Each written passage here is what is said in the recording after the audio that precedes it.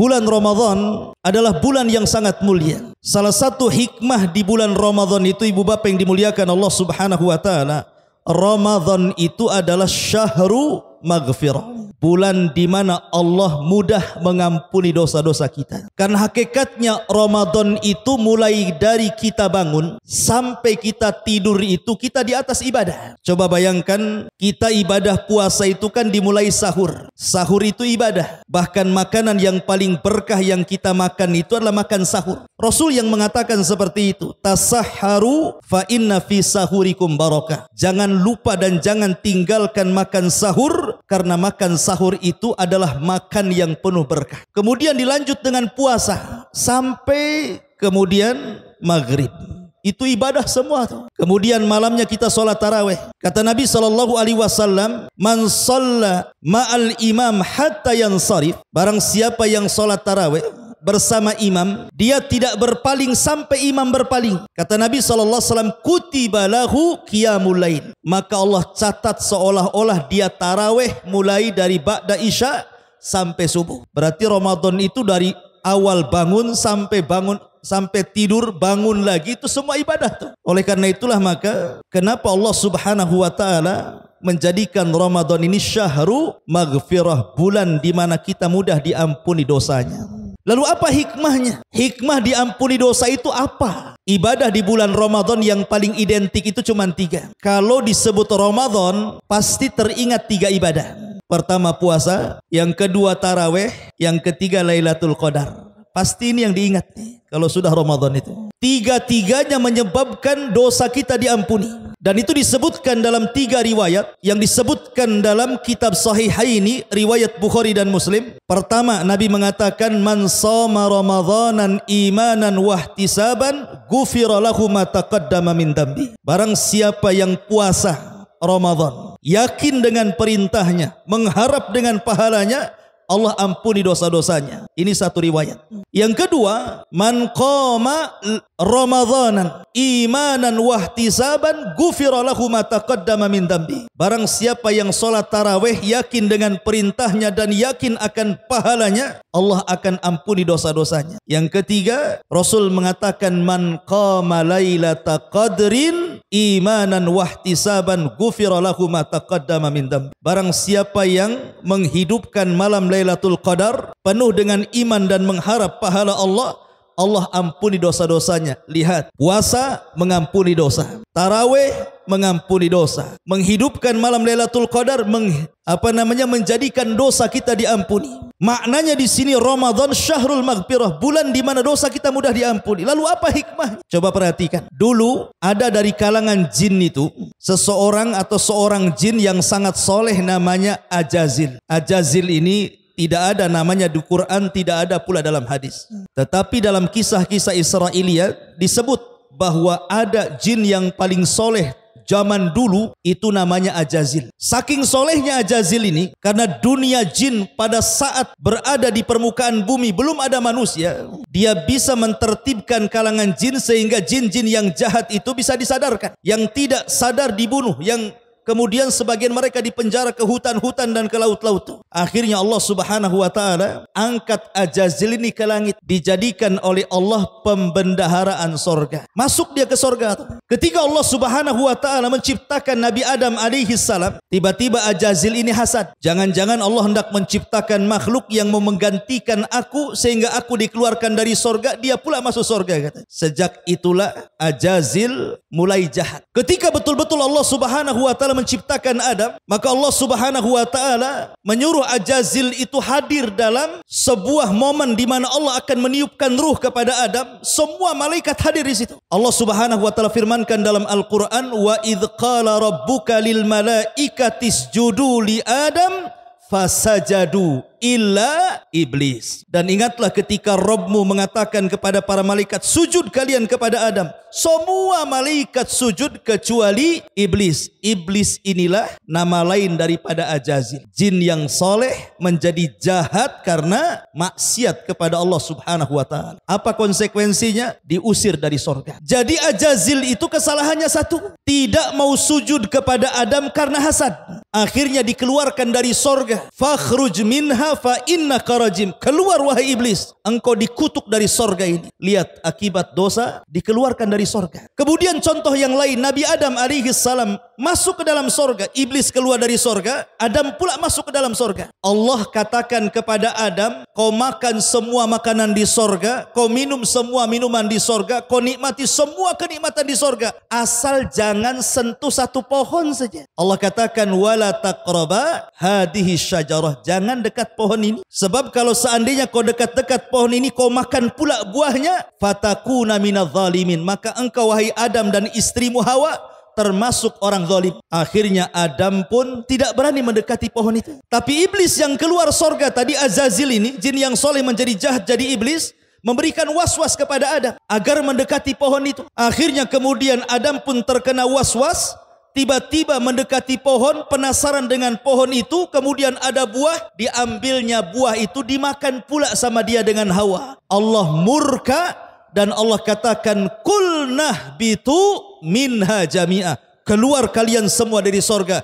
Hei iblis, hei Adam, hei Hawa, keluar kalian. Lihat, gara-gara makan satu buah larangan, Adam diusir dari sorga. Artinya dosa Adam itu cuma satu, makan buah larangan, diusir dari sorga. Yang ingin saya katakan, lihat pengaruh dosa. Iblis dosanya tidak mau sujud kepada Adam karena membantah perintah Allah. Adam malah memakan yang dilarang oleh Allah Subhanahu wa taala, tiba-tiba diusir dari sorga.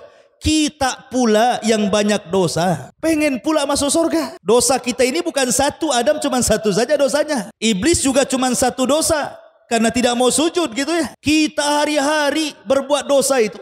Yang mata memandang yang haram, telinga mendengar yang haram, hati hasad sama orang gitu ya. Tapi kalau doa, ya Allah masukkan aku ke sorga, masuk sorga enggak tuh? Adam satu dosa dikeluarkan dari sorga, kita banyak dosa pula ingin masuk sorga. Dari sinilah maka Ramadan adalah bulan ampunan. Ketika dosa-dosa kita diampuni, berarti apa? Allah bukakan jalan pintu ke sorga. Makanya di awal Ramadan Nabi SAW mengatakan apa? Atakum Ramadan. Ramadan telah datang kepada kalian. Syahrun mubarakun, bulannya penuh berkah. Faradallahu alaikum siyamahu, Allah wajibkan puasa kepada kalian. Tuftahu fiha abwabul jannah, Allah buka pintu-pintu sorga. Wa tughlaqu fiha abwabun niran, Allah tutup semua pintu neraka. Wa sulsilatis syayatin, dan setan-setan diikat dan diborgol. Lihat, Ramadan membuka pintu sorga. Dan di awal Ramadan pintu-pintu sorga itu dibuka. Pintu sorga itu jangan dibayangkan betapa besarnya Bapak Ibu yang dimuliakan Allah Azza wa Jalla. Rasul mengatakan daun pintu dari ujung ke ujung itu kan ada pintu tuh. Ada daun pintunya dari ujung ke ujung itu, jaraknya antara Mekah dan Hajar. Hajar itu di sana di Irak, di Syam. Itu daun pintunya, lebarnya kayak gitu tuh daun pintunya. Berarti pintu sorga itu kan luas gitu. Daun pintunya saja jaraknya antara Mekah dan Syam, negeri Syam sana. Macam mana pintunya tuh kalau daun pintunya selebar itu? Dan ketika pintu itu dibuka, maka Allah Subhanahu wa taala memerintahkan satu malaikat di pintu-pintu sorga itu, kemudian menyeru apabila datang bulan Ramadan. Apa malaikat ini berteriak? Ya bagil khairi akbil, wa ya bagi syarri wa ya bagi syarri adbir. Wahai orang-orang yang mencari kebaikan di bulan Ramadan, masuk sini. Wahai orang-orang yang mencari keburukan di bulan Ramadan, enyah, jangan dekat-dekat pintu ini. Lihat, setiap hari malaikat penjaga pintu sorga memanggil-manggil kita. Masuk. Itulah Ramadan. Jadi Ramadan adalah bulan maghfirah. Oleh karena itulah maka saya nasihatkan, karena Ramadan adalah bulan maghfirah, yang menghalangi ampunan Allah Subhanahu wa taala adalah ketika kita tidak mau bertobat. Maka ini ada kesempatan mumpung masuk bulan Ramadan, ayo sama-sama kita bertobat. Dari sekarang kita meninggalkan yang haram dan berusaha untuk menjalankan perintah Allah Subhanahu wa taala. Latih ya. Seperti umpamanya bulan Ramadan itu kan bulan Al-Qur'an tuh. Karena Ramadan bulan Al-Qur'an, dari sekarang kita baca Quran. Sebab sehebat apapun bapak ibu bisa baca Quran ini lancar, tapi kalau 1 tahun Al-Qur'an tidak pernah dibuka, tiba-tiba awal Ramadan ambil mushaf kemudian dibaca, saya yakin nggak akan lancar tuh bacanya. Pasti ngulang lagi dia, ya kan? Tapi kalau orang setiap hari baca Quran, ketika masuk Ramadan biasa dia mengalir tuh bacaannya. sehingga memungkinkan dia menghatamkan Al-Quran dalam Ramadan. Tapi kalau masih meraba-raba atau ya masih nyambung-nyambung huruf, kapan hatamnya Quran itu? Makanya sekarang inilah kalau kita ingin menghatamkan Quran di bulan Ramadan, biasakan baca Quran dari sekarang. Biasakan puasa sunnah dari sekarang. Puasa sunnah itu kan ada Senin Kemis, ada puasa Daud, ada puasa Ayyamul Bid gitu ya. Kalau di bulan Sya'ban kita tidak membiasakan lapar, tidak membiasakan dahaga, saya yakin masuk Ramadan kaget bu. 1 tahun gak pernah puasa nih, tiba-tiba masuk Ramadan tahu-tahu nahan lapar, nahan dahaga. Wah, kaget semuanya, perutnya kaget, tenggorokannya kaget, kasur pun ikut kaget, tidur saja dia. Makanya kenapa ketika seseorang membiasakan menahan lapar dan dahaga di bulan Sya'ban, masuk Ramadan, tenang-tenang saja dia puasa. Sudah terbiasa lapar, sudah terbiasa dahaga, sehingga dia tidak mempengaruhi puasanya dan dia bisa melakukan aktivitas ibadah yang lain di luar daripada ibadah puasa. Kan mantap tuh. Sehingga tidak disibukkan mikirin lapar dan dahaganya saja gitu ya. Karena sudah terbiasa. Terbiasa bangun tengah malam, tahajud ketika Ramadan, sudah terbiasa. Maka biasakan yang baik sekarang supaya masuk Ramadan kita mendapatkan hasil. Ma'asyiral muslimin yang dimuliakan Allah Azza wa Jalla. Ini yang pertama. Ramadan itu syahrul al-maghfirah. Yang kedua, Ramadan itu syahrud du'a. Bulan di mana doa kita ini mudah dikabulkan, Bapak Ibu yang dimuliakan Allah Azza wa Jalla. Kalau di hari-hari biasa, kalau doa ingin dikabulkan itu nunggu waktu. Di antaranya antara qomat dan azan. Itu waktu mustajab doa. Kemudian nunggu hari Jumat.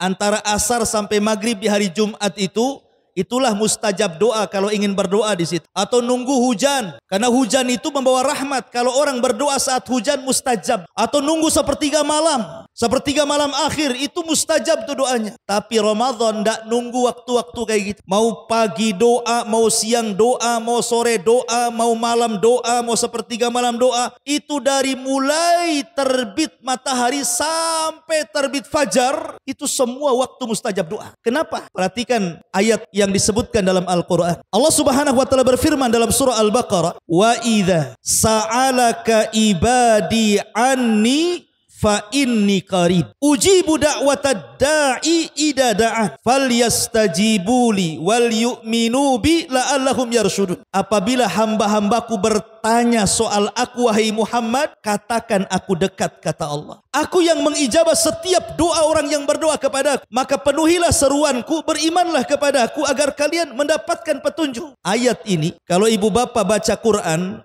tengok, periksa ayat ini di mana letaknya. Ayat ini terletak dalam surah Al-Baqarah. Sebelum ayat ini bicara tentang Ramadan.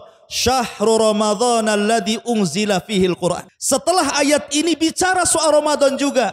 Uhillat lakum lailatas siyam, dihalalkan bagi kalian di malam hari bulan Ramadan suami istri boleh berhubungan. Artinya ayat tentang istijab doa itu diletakkan oleh Allah terjepit di antara dua ayat yang bicara tentang Ramadan. Ayat sebelumnya bicara Ramadan, ayat setelahnya bicara Ramadan.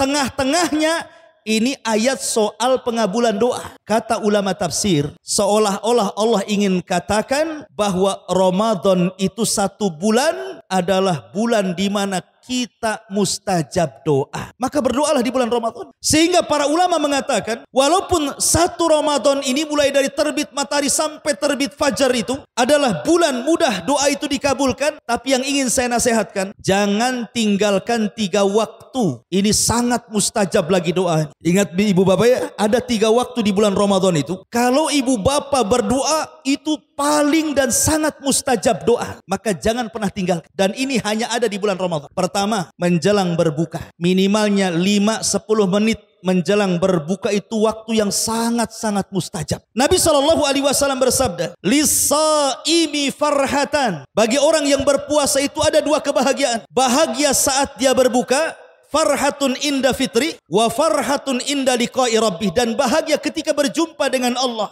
Dan dalam riwayat, lis-shaimi da'watun la turad. Bagi orang yang berpuasa itu ada doa yang tidak mungkin ditolak Allah. Kapan itu? Inda fitri, saat seseorang yang berpuasa hendak berbuka. Itu waktu sangat mustajab. Jangan tinggalkan. Jadi saya nasihatkan ibu bapak, sudah jangan sibukkan nih. 5 menit lagi mau azan maghrib tuh. duduk rapi-rapi, angkat tangan tinggi-tinggi, berdoa. Apa doanya? Para ulama mengatakan bahwa setiap malam di bulan Ramadan, Allah itu memerdekakan kita dari api neraka. Setiap hari di bulan Ramadan. Coba bayangkan ya, kalau seandainya saya atau mungkin ibu bapak atau di antara kita di malam hari bulan Ramadan, satu malam saja selama satu bulan itu kita dicatat oleh Allah Subhanahu wa taala termasuk hamba yang tidak akan masuk neraka, termasuk hamba yang dibebaskan oleh Allah dari api neraka, maka selamanya ibu bapak tidak akan masuk neraka. Tidak akan masuk neraka. Kalau Allah catat kita termasuk penduduk sorga dan tidak akan masuk neraka, selamanya kita tidak akan masuk neraka. Kan luar biasa. Maka kata para ulama, doa yang paling baik menjelang berbuka itu, mintalah kepada Allah agar kita dibebaskan dari api neraka. Ya Allah, bebaskan aku dari api neraka. Ya Allah, bebaskan orang tuaku dari api neraka. Ya Allah, bebaskan anak istriku dari api neraka. Ya Allah, bebaskan orang-orang yang kucintai dan kusayangi dari api neraka. Allahumma a'tik riqabana minan nar. Ya Allah, merdekakan kami dari api neraka. Itu doa yang diajarkan. Kapan dibaca? Menjelang berbuka. Karena di zaman sekarang ini kalau menjelang berbuka itu bukan disibukkan doa tuh. Disibukkan apa kira-kira? Disibukkan dengan makanan yang berbagai macam, disibukkan dengan minuman yang berbagai warna gitu ya. Disibukkan dengan pegang remote, mana channel yang paling cepat azannya. Aneh. Oh, di Lingga belum azan, cari TV Jakarta. Di sana duluan azannya. Jadi bukan disibukkan dengan doa gitu ya. Disibukkan dengan makan mau iftar itu. Tolong 5 menit saja jadilah sebelum maghrib. Angkat tangan. Minta agar Allah bebaskan kita dari api neraka.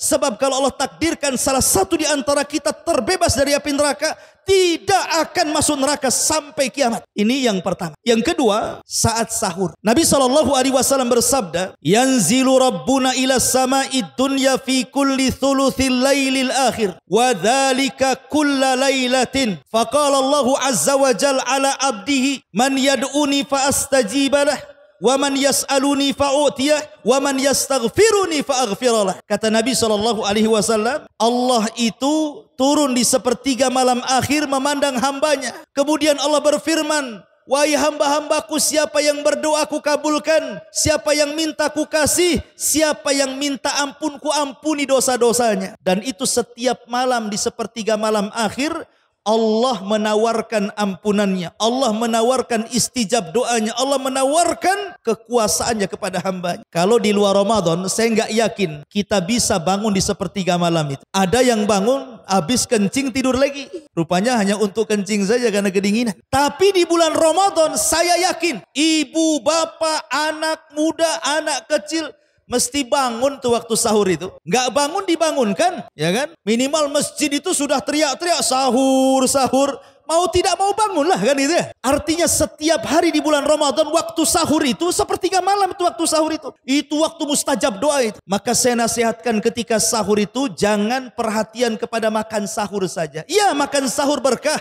Tapi tolong waktu sahur 5 menit jadilah angkat tangan tinggi-tinggi, minta kepada Allah agar kita dibebaskan dari api neraka setiap hari. Atau minta yang lainnya, minta dimasukkan ke sorga, minta berkah kepada Allah, minta agar dosa kita diampuni, minta supaya keluarga kita disehatkan, minta supaya keluarga kita diistiqomahkan dan begitu terus. Artinya waktu sahur semua orang bisa bangun. Itu waktu mustajab. Kemudian yang ketiga, saat menjelang setelah subuh sampai menjelang matahari terbit. Itu waktu berkah.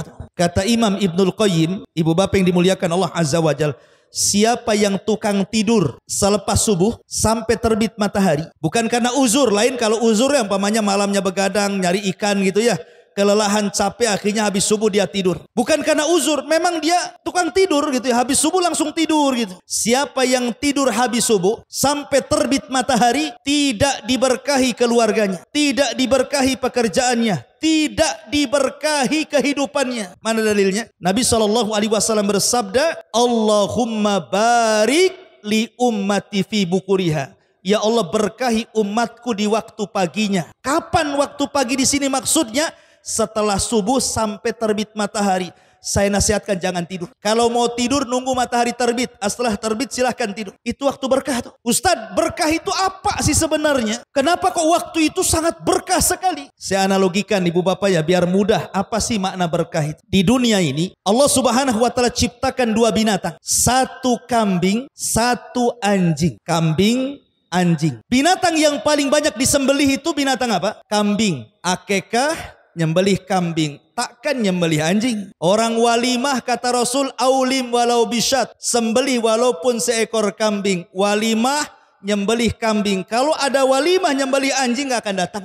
Nggak mau makan juga orang. Beli sate kambing. Kalau non muslim lain lah ceritanya. Kita kan orang Islam. Ya. Jadi Idul Adha kambing lagi sasarannya. Orang akekah kambing lagi disembelih. Coba kambing ini sasaran penyembelihannya banyak tuh. Tetapi Allah takdirkan walaupun tukang sate nyembelih kambing, orang walimah nyembelih kambing, Idul Adha nyembelih kambing, orang akekah nyembelih kambing. Kadang-kadang di warung-warung itu juga pakai makan daging kambing. Subhanallah, kambing itu tidak pernah punah. Kambing itu ada terus. Harusnya kambing itu kan populasinya hilang kan, disembelih tiap hari kan gitu ya. Tapi kok nggak habis-habis tuh kambing itu? Kok ada terus kambing itu? Apalagi dulu ada tahu-tahu banyak aja kambing tuh. Dari mana tuh kambing tuh? Coba anjing. Anjing itu tidak disembelih. Kecuali non-muslim tidak semua juga suka makan anjing kan. Artinya bahwa tapi anjing itu jumlahnya tidak banyak. Makin hari makin hilang anjing itu. Ya ada anjing itu tetapi tidak sebanyak kambing. Padahal disembelih tiap hari kambing itu. Nah, itulah makna berkah.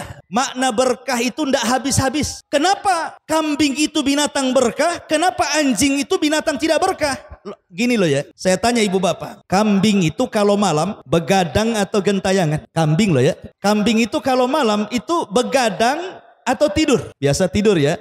Nggak ada kambing itu jalan-jalan malam-malam. Saya nggak pernah lihat ada kambing jalan-jalan. Biasanya kalau kambing itu malam tidur dia. Bangunnya kapan? Subuh. Habis subuh bangun tuh kambing. Jadi kambing itu malam tidur, kalau habis subuh bangun. Ketika berkah turun, bangun dia. Makanya kambing itu binatang diberkahi, tidak pernah habis-habis tuh. Pertanyaan yang kedua, anjing. Kalau malam tidur atau keluyuran? Anjing itu kalau malam tidak ada yang tidur. Kalau di Batam itu ya ada namanya Nagoya. Kalau malam ke Nagoya tuh anjing-anjing. Ya. Jadi keluyuran kemana-mana. Tidurnya kapan anjing? Habis subuh tidur dia. Ketika berkah turun anjing pula tidur. Makanya tidak diberkahi. Pertanyaannya mau jadi anjing kah jadi kambing? Ya enggak maulah kedua-duanya. Cuman maksudnya di sini inilah makna berkah di sini. Kenapa kambing tidak habis-habis? Karena diberkahi. Kenapa anjing populasinya tidak banyak? Karena tidak diberkahi. Artinya orang kalau diberkahi maka akan ditambah nikmatnya, ditambah kesehatannya, ditambah hartanya, ditambah semuanya berkah kebaikannya. Itu makna berkah tuh. Lah habis subuh sampai terbit matahari itu waktu berkah. Jangan tidur. Lalu ngapain Ustaz? Berzikir kepada Allah. Kata Nabi, siapa yang sholat subuh berjamaah bagi laki-laki, tidak beranjak dari tempatnya tuh. Habis sholat subuh duduk berzikir baca Quran sampai terbit matahari. Kemudian sholat 2 rakaat disebut dengan sholat syuruk namanya. Apa kata Rasul? Pahalanya kal umroti wal hajj tamman.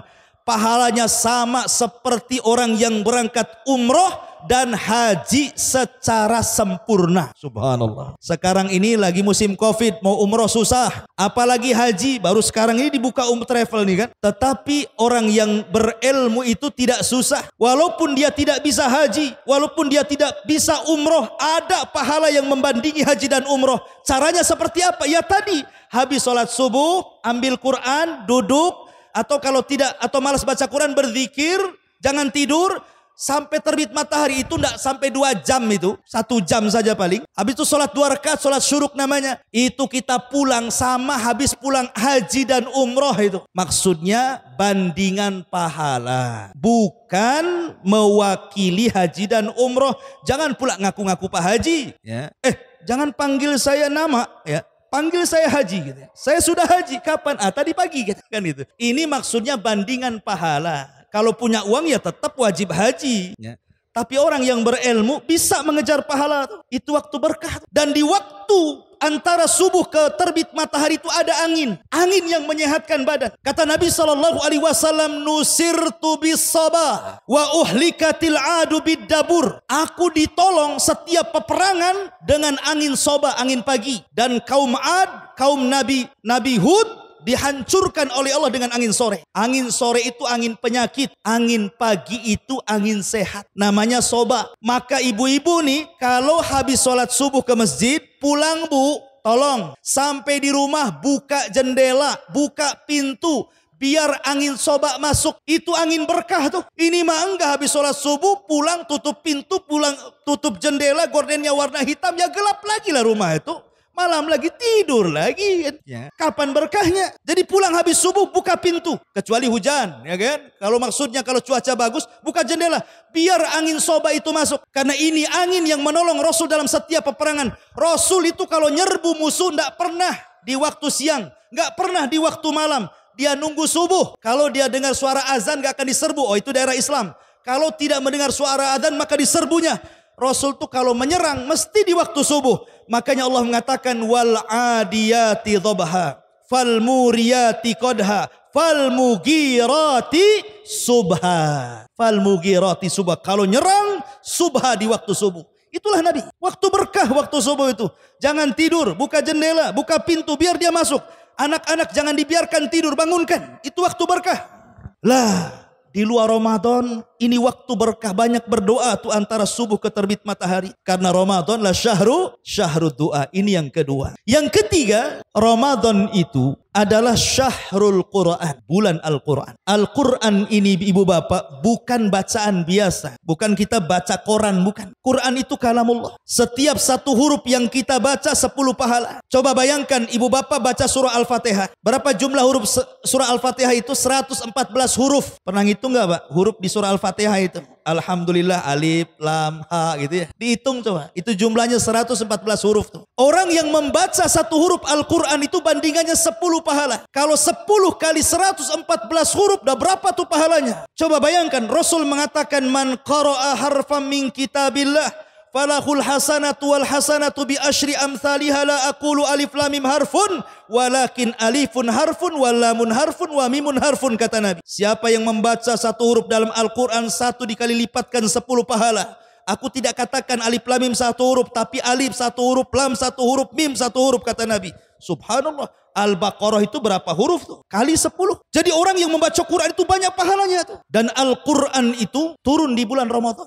Makanya di bulan Al-Quran disebut bulan Quran. Quran ini mempengaruhi alam semesta, Pak. Saya contohkan di zaman Nabi. Nabi SAW mencontohkan kepada kita bagaimana Al-Quran itu mempengaruhi hati. Suatu malam Nabi SAW pernah membaca satu ayat dalam Al-Quran. Turun satu ayat dalam Al-Quran. Maka Rasul membaca ayat itu mulai ba'da isya sampai subuh. Menangis Pak Ibu. Menangis. Tidak berhenti menangis, terus mengulang-ulang ayat itu. Kemudian ketika Nabi sholat subuh, namanya orang menangis satu malam kan ada bekas tuh. Ya, lebam-lebam kan gitu. Sehingga Bilal bin Rabah bertanya kepada Rasul, saya melihat matamu seolah-olah bekas menangis. Ada apa dengan engkau wahai Rasul? Maka Nabi SAW mengatakan, ya Bilal, unzilat alayya ayah. Semalam turun kepadaku satu ayat. Wailun liman qara'aha walam yatadabbaraha. Celaka bagi orang yang membacanya tapi tidak merenungkannya. Kemudian Bilal mengatakan, ya Rasul, ayat apa itu yang turun kepadamu semalam? Maka Rasul membacakan, inna fi khalqis samawati wal ard wa ikhtilafil laili wan nahari la ayatin li ulil albab alladzina yadhkuruna Allaha qiyaman wa qu'udan wa ala junubihim wa yatafakkaruna fi khalqis samawati wal ard. Rabbana ma khalaqta hadza batila subhanaka faqina adzabannar. Kata Rasul, celaka orang yang membaca ayat ini tapi tidak paham dengan ayat ini. Lihat, Rasul satu malam menangis gara-gara baca Quran. Terpengaruh dengan Quran. Kira-kira nih kalau ibu bapak baca Quran nangis nggak? Nggak yakin saya. Mungkin hati kita ini sudah banyak dosa sehingga nggak tersentuh dengan Quran. Bahkan Nabi SAW saking cinta dengan Quran itu, Rasul cari sahabat yang bagus bacaannya. Dan di antara sahabat yang bagus bacaannya itu Abdullah ibn Mas'ud radhiyallahu anhu. Itu suaranya paling indah di kalangan para sahabat. Dipanggil sama Nabi. Hei Abdullah ibn Mas'ud, sini kamu, dekat-dekat saya, kata Nabi. Kata Abdullah ibn Mas'ud, ada apa wahai Rasul? Kata Rasul, ya Abdullah ibn Mas'ud, iqra alayyal Quran. Tolong deh bacakan kepadaku Quran. Kata Abdullah bin Mas'ud, Rasul, gak mungkin lah saya bacakan Quran untukmu. Bukankah Quran turun kepadamu? Gak mungkin saya bacakan Quran untukmu. Kan Quran turun kepadamu. Kata Rasul, sudahlah baca saja. Maka Abdullah bin Mas'ud membaca surah An-Nisa sampai kepada ayat, fakaifa idza ji'na min kulli ummatin bisyahid wa ji'na bika ala haula'i syahida. Tiba-tiba Rasul menangis dan mengatakan cukup, berhenti. Dilihatnya Rasul menangis sampai membasahi janggut. Begitu Rasul kata baca Quran, menangis dia. Karena Quran itu membawa pengaruh. Makanya Nabi SAW kalau malam itu belusukan. Belusukan itu bukan di zaman kita saja. Bukan hanya pemimpin-pemimpin zaman sekarang belusukan. Sejak dulu Nabi sudah belusukan.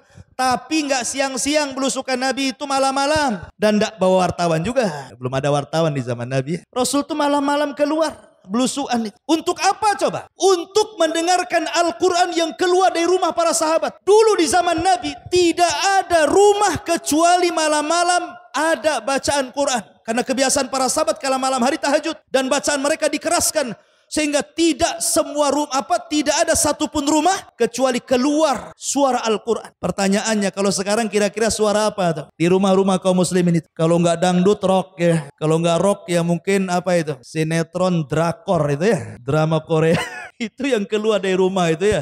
Zaman sekarang ini. Kalau zaman dulu, Quran tuh yang keluar. Jadi Nabi SAW terus menyusuri sepanjang rumah-rumah orang Ansor di Madinah. Dari masing-masing rumah keluar Al-Quran. Tiba-tiba ada satu rumah, Rasul takjub, bacaannya indah sekali. Langsung Rasul duduk di samping rumah itu. Didengarnya Rasul, para sahabat-sahabat yang di rumah itu membaca Quran sampai tidak sadar saking indahnya hampir mendekati waktu fajar. Rasul langsung bergegas. Kenapa? Takut ketahuan para sahabat. Langsung ke masjid. Habis sholat subuh, Rasul memanggil sahabat yang semalam didengarkan bacaannya. Rupanya sahabat itu namanya Abu Musa al-Ash'ari radhiyallahu anhu. Dipanggil, hei Abu Musa ke sini. Semalam aku mendengarkan bacaanmu luar biasa. Suaramu kamizmar min mazamiri Ali Daud. Persis seperti Daud kalau baca Zabur. Enak sekali. Tiba-tiba menangis Abu Musa al-Ash'ari dan mengatakan, ya Rasulullah, kalau aku tahu engkau mendengarkan suaraku semalam, la habartuka takhbira. Tentu aku akan perindah lagi suaraku. Karena supaya engkau tahu tentang suara Quran. Ya. Itulah Rasul mencari-cari orang yang membaca Quran. Sekarang ini subhanallah. Jarang saya mendapatkan orang kalau masuk masjid ada orang baca Quran. Itu ya 1-2 adalah. Ya. Kalau dulu masjid-masjid itu susah dapat Quran itu. Walaupun ada Quran itu mesti sobek-sobek. Kalau zaman dulu itu di masjid-masjid itu ya.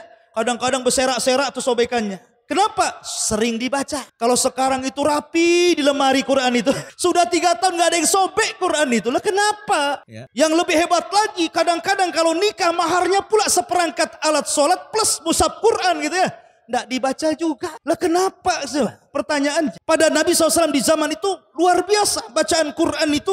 Sekarang Allah mudahkan. Sekarang percetakan Al-Quran, nyetek Quran semuanya. Bahkan handphone sekarang ini. Ya sekarang kan zaman teknologi nih, handphone nih. Ada Qurannya. Tinggal Play Store klik di situ Quran, keluar programnya Quran tuh 30 juz di situ. Enggak juga dibaca Quran dari handphone. Yang dibaca WA, Instagram, Facebook macam-macam di situ ya. Tahap apa yang dilihat itu? Kalau dulu habis sholat ambil Quran baca. Ini enggak. Assalamualaikum ambil handphone baca WA. Subhanallah ya. Itulah orang sekarang. Makanya dapat hidayah susah. Kenapa? Karena Quran sudah diganti dengan aplikasi yang lain. Kadang-kadang lagi khusyuk baca Quran tuh. Belum selesai baca ayat. Datang WA, SMS.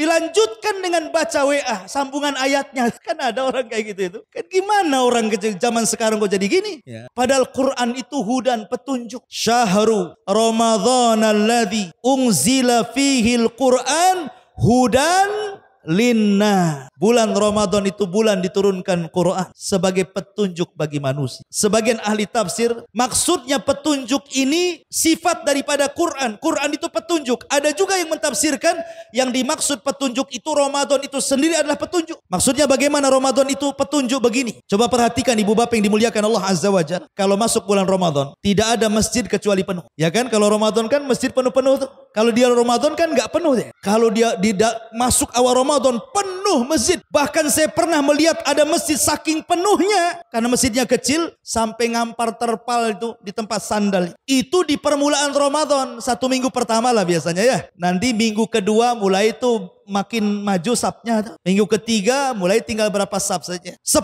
terakhir Ramadan. Nggak jelas. Tak kemana-mana orang. Kalau di Batam saja malah pindah salatnya ke mall biasanya. Artinya bahwa okelah kita jangan cerita masalah itu. Tetapi 1 tahun 12 bulan. Dari 12 bulan itu masjid yang paling penuh pasti bulan Ramadan. Orang yang baca Quran yang banyak baca itu pasti Ramadan. Oh semua masjid tadarus. Sampai ada kebablasan jam 2 itu masih ngaji itu. Nggak tidur dia. Entah kaset entah orang tuh jam 2 ngaji itu. Tetapi kan Quran itu tetap dibaca tuh. Orang sedekah banyak di bulan Ramadan itu. Kita kalau puasa Senin Kemis ke masjid nggak ada orang ngasih iftar kan? Coba aja Bapak puasa Senin Kemis ingin buka datang ke masjid nggak ada orang ngantar. Coba kalau Ramadan sedekah semuanya. Oh ada yang ngasih bakwan, ada yang ngasih cireng, ada yang ngasih aqua gelas macam-macam ya kan. Artinya bahwa rangsangan sedekah di bulan Ramadan itu menguat. Semua orang ingin sedekah. Ya. Semua ingin sholat taraweh. Semua ingin sedekah. Semua ingin puasa. Artis-artis yang gak pakai jilbab saja Ramadan pakai jilbab. Preman-preman yang bertato saja puasa katanya. Kalau ditanya, kamu tak sholat kenapa puasa? Ya jangan sampailah sudah gak sholat, gak puasa pula. Banyak kali dosaku kata preman tuh katanya. Preman aja puasa Ramadan itu. Ya. Artinya bahwa Ramadan itu bulan hidayah. Quran tidak banyak dibaca kecuali Ramadan. Masjid dipenuhi kecuali Ramadan. Orang sedekah paling banyak Ramadan. Orang bertobat kecuali di Ramadan. Ramadan itu hidayah. Maka disebut syahrul hidayah, bulan hidayah. Dan Quran juga adalah hidayah. Makanya kalau ingin berubah, berubahlah di bulan Ramadan. Itu mudah. Kalau mau berubah di luar Ramadan berat kayaknya. Kenapa? Musuhnya banyak. Setan, hawa nafsu. Itu susah ditaklukkan di luar Ramadan. Dan dua perkara ini yang susah orang itu tobat. Pertama godaan setan, yang kedua godaan hawa nafsu. Tapi Ramadan dua-duanya kita bisa kalahkan. Hawa nafsu kita kalahkan dengan puasa, setan kita kalahkan dengan taraweh. Karena taraweh itu baca Quran, setan itu paling tidak suka mendengar Quran. Apalagi setan di bulan Ramadan diikat. Musuh yang diikat itu mudah untuk dilawan. Artinya malam kita bisa kalahkan setan, siang kita bisa kalahkan hawa nafsu. Kalau dua-dua faktor orang itu rusak bisa kita kalahkan, makanya kenapa Ramadan itu orang mudah bertobat. Makanya wajar ketika Allah tutup ayat puasa, la'allakum tattaqun, agar kalian bertakwa. Ustadz, saya sudah puasa, saya sudah taraweh, tapi kok masih juga saya suka bertengkar. Tidak bisa saya menekan hawa nafsu. Ya. Kemudian juga kalau malam juga gitu ya. Belum bisa saya memperbaiki Ramadan itu. Berarti dia belum beres puasanya. Dan belum beres taraweh. Ustadz katanya Ramadan itu setan diikat. Ada juga ke orang Islam tuh tidak puasa Ustadz. Nyantai aja dia gak puasa katanya. Gak puasa di rumah. Puasa di rumah kalau sudah nelayan di tengah laut pula dia makan katanya. Istri tak tahu katanya. Pulang tahu-tahu buka saja. Padahal di tengah laut dia makan. Ya. Kok bisa? Padahal setan diikat, hawa nafsu sudah dikalahkan. Setan itu ada dua. Ada dari jenis jin. Ada dari jenis manusia. Setan dari jenis jin memang sudah diikat. Setan dari jenis manusia itulah yang lepas. Jadi kalau orang Ramadan kok masih juga tidak puasa, berarti dia setan dia. Itulah setan dari jenis manusia. Setan seperti ini harus diruqyah tuh, bacakan Quran ya, biar dia tobat gitu ya. Ma'asyiral muslimin yang dimuliakan Allah Azza wa Jalla. Intinya bahwa Ramadan itu bulan at-taghyir, mudah berubah karena bulan hidayah dan bulan Al-Quran. Dan Quran itu subhanallah ya, merubah semuanya.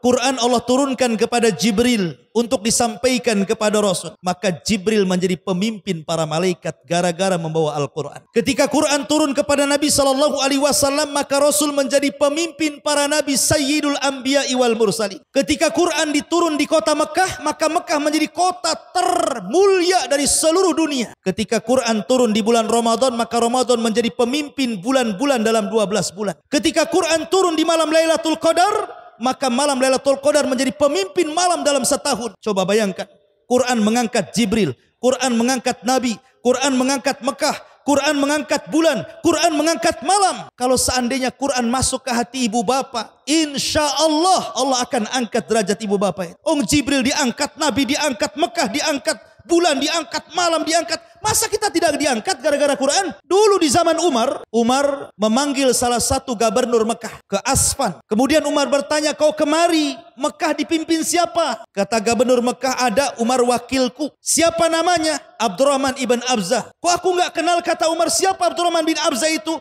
Oh dulu budakku, aku merdekakan. Kata Umar, apa nggak ada lagi orang merdeka menjadi wakil gubernur? Kenapa mantan budak kok jadikan wakil gubernur katanya? Katanya gubernur Mekah ini, wahai Amirul Mukminin, Abdurrahman bin Abzah walaupun dulu budak aku merdekakan, tapi dia pakar Quran, dia pakar faraid, maka aku jadikan wakilku. Ketika mendengar hal itu Umar langsung bertakbir, Allahu Akbar, sadaqa Rasulullah sallallahu alaihi wasallam. Amat sangat benar ucapan Rasul, innallaha yarfa'u bihadzal kitaba aqwaman. Terkadang Allah angkat sebagian kaum oleh Al-Quran. Quran ini mengangkat derajat orang. Ya. Maka muliakan Al-Quran. Karena Quran itu solusi. Semua permasalahan kita, mau rumah tangga, mau bisnis, mau tetangga, mau persoalan masyarakat, bahkan bangsa dan negara, itu semua ada jawabannya dalam Al-Quran. Makanya Allah mengatakan, fa in tanaza'tum fi syai'in farudduhu ilallah. Kalau kalian berselisih tentang sebuah permasalahan, kembalikan kepada Al-Quran. Selesai itu masalah. Tapi akhir-akhir ini ada pula orang ya yang minta 300 ayat di Quran itu suruh dihapuskan katanya. Ini orang ini perlu dicuci otaknya. Dia pikir Quran itu ucapan Nabi. Quran itu ucapan Allah. Kalamullah. Tidak ada yang bisa mampu menghapus Quran. Jangan lagi level dia. Menteri, presiden, siapapun tidak bisa menghapus Quran. Quran itu Allah jaga. Inna nahnu nazzalna dzikra wa inna lahu lahafidun. Kami yang turunkan Quran, kami yang jaga. Allah langsung yang jaga. Walaupun manusia tidak akan jaga, Allah jaga Quran itu. Mana bisa Quran dihapus-hapus? Siapa ente ini? Allah yang jaga Quran. Makanya Quran itu berbeda dengan kitab-kitab dulu. Orang-orang Yahudi menganggap orang namanya Uzair itu anak Allah, anak Tuhan. Gara-gara apa? Gara-gara Uzair itu hafal Taurat. Karena Taurat itu tidak bisa dihafal. Susah mau orang. Jarang orang Yahudi hafal Taurat itu. Sehingga ketika ada orang namanya Uzair, ada yang mengatakan dia Nabi, ada yang mengatakan dia orang saleh di zaman itu, hafal Taurat. Orang-orang Yahudi menganggap Uzair itu anak Tuhan gara-gara hafal Taurat. Quran itu anak-anak kecil banyak hafal, ya kan? Lihat di tahfidz Quran itu. Saya punya pesantren tahfidz Quran. Anak-anak kecil banyak hafal Quran. Enggak ada juga kita katakan dia anak Tuhan gara-gara hafal Quran ya. Orang Yahudi gara-gara ada orang hafal Taurat dikatakan anak Tuhan. Ini kalau orang Islam yang setiap orang yang hafal Quran dikatakan anak Tuhan, nah berapa anak Tuhannya itu? Kan itu. Tetapi Allah itu lam yalid walam yulad. Allah tidak punya orang tua. Allah itu ahad dan tidak melahirkan. Allah tidak punya anak. Qul huwallahu ahad, Allahus samad, lam yalid walam yulad walam yakul lahu kufuwan ahad. Tidak ada yang sekupu dengan Allah. Artinya bahwa Al-Quran itu mudah untuk dihafal. Pengalaman waktu saya dulu masih belajar, ibu bapak yang dimuliakan Allah Azza wa Jalla. Dulu waktu saya masih kuliah di Yaman. Di Yaman itu saya kenal ada orang tua sudah hampir usianya 80 tahun. Dia itu bawabah, penjaga pintu markas. Walaupun dia orang Arab, tidak bisa baca Quran. Jangan sangka orang Arab semua bisa baca Quran, tidak juga. Kalau orang Baduy itu ada yang tidak bisa baca Quran. Walaupun orang Arab, padahal Quran pakai bahasa Arab tuh ya. Tapi karena keinginan ingin hafal Quran luar biasa orang tua ini. Usia 80 tahun. Akhirnya dia melihat santri-santri orang-orang Indonesia yang hafal-hafal Quran itu kepengen, kok aku orang Arab gak hafal Quran, kok dia orang asing gak hafal Quran gitu ya. Akhirnya dia cita-cita ingin hafal Quran. Caranya apa? Zaman dulu kan ada namanya kaset pita tuh ya, yang mereknya Sony itu kan ada tuh, pakai kaset gitu ya. Dia beli kasetnya 30 juz dengan sekalian Sony-nya itu. Jadi dia hafal mulai dari Al-Fatihah tuh. Dimasukkan kasetnya didengar. Setiap mendengar satu ayat dia ulang-ulang sampai 200-300 kali itu. Pamannya Alhamdulillahirabbil alamin. Alhamdulillahirabbil alamin. Alhamdulillah sampai 300 kali. Setelah hafal baru Ar-Rahman Ar-Rahim. Dihafal lagi 300 kali. Subhanallah. Tidak sampai 10 tahun kakek ini hafal Quran. Hanya mendengar. Ini keajaiban. Makanya Allah mengatakan walaqad yassarnal Qur'ana lidzikri. Kami mudahkan Quran itu untuk diingat. Jadi enggak ada alasan orang itu tidak bisa baca Quran, tidak bisa menghafal Quran itu. Kenapa? Karena dia tidak membaca Quran. Coba kalau hari-hari baca Quran mudah menghafal Quran itu. Karena di zaman sekarang ini ada orang yang hafal Quran itu bukan nambah hafalan, mindah hafalan. Hari ini hafal surah Qul Huwallah, sudah hafal nih. Besok Wadduha, Qulhunya hilang, Wadduhanya hafal. Itu ganti hafalan namanya, bukan nambah hafalan. Jadi sebenarnya Quran itu mudah dihafal. Makanya nih anak-anak nih yang kecil-kecil nih, Hani arahkan ibu bapaknya supaya jadi generasi Quran. Karena Quranlah yang bisa mengangkat kita semuanya, bisa mengangkat keluarga. Nanti anak-anak yang hafal Quran itu walaupun orang tuanya tidak hafal Quran, dia akan dipanggil di hadapan Allah, kemudian disuruh memegang piala. Letakkan di kepala orang tuamu kelak di sorga. Itu anak yang hafal Quran. Disuruh meletakkan piala di kepala bapaknya, di kepala ibunya. Karena anak itu usaha orang tua. Maka syahrul Ramadan adalah bulan Al-Quran.